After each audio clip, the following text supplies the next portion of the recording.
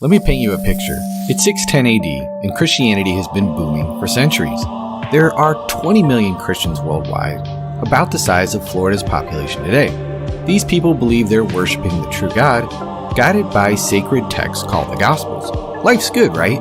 But according to Islam, there's a twist. Allah declares, nope, they're wrong. They're following corrupted books. So he sends Muhammad as the final prophet with the Quran, the ultimate uncorrupted revelation.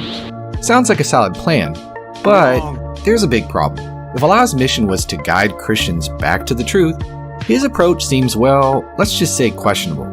The Quran says that it's a clear book, yet its messaging about the Gospels, not so much. You see, Islam claims Allah gave Jesus a perfect, flawless book called the Gospel. But by Muhammad's time, poof, it's gone, missing for over 500 years.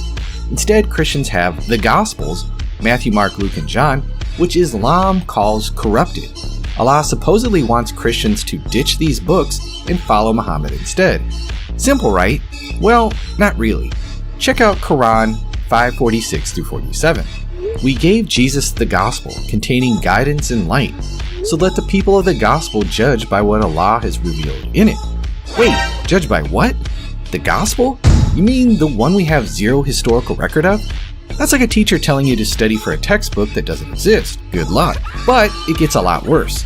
Allah refers to Jesus' revelation as the Gospel, but Christians already call their four books the Gospels. Same term, totally different things. Why use the same word for both? If the Quran is truly clear, wouldn't it say, hey Christians, your Gospels are fake, stop using them? Let's take a look at Quran 1689. We have sent down to you a book as clarification for all things. And Quran 6114.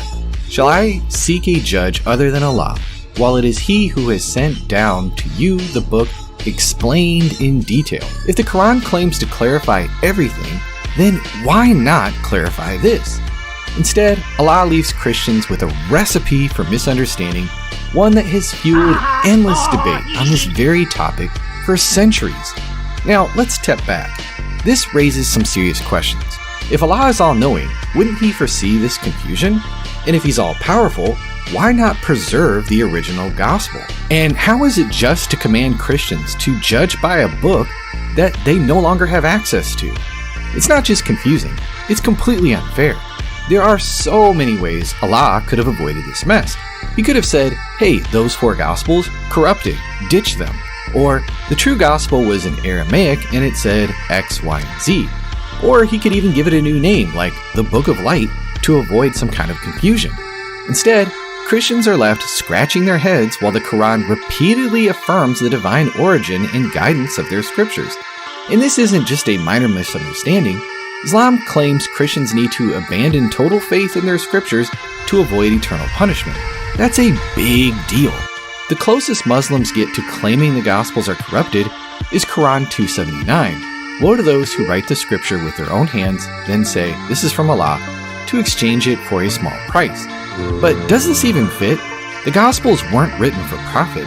Their authors spread a message they believed in, often at great personal cost. These texts circulated despite Roman persecution, where owning them could get you killed. The idea that they were written for a small price just doesn't match history. So let's recap. The Quran claims to be clear, but its messaging about the Gospels is anything but. It uses the same term for different things, skips key details, and gives Christians an impossible command: judge by a book that's missing and corrupted. If eternal salvation is at stake, you'd expect a lot more clarity from an all-knowing, just God. Muslims, stop complaining about Christians exposing the Islamic dilemma or schooling your da'wah heroes in debates. If Allah were clear, then none of this would be an issue.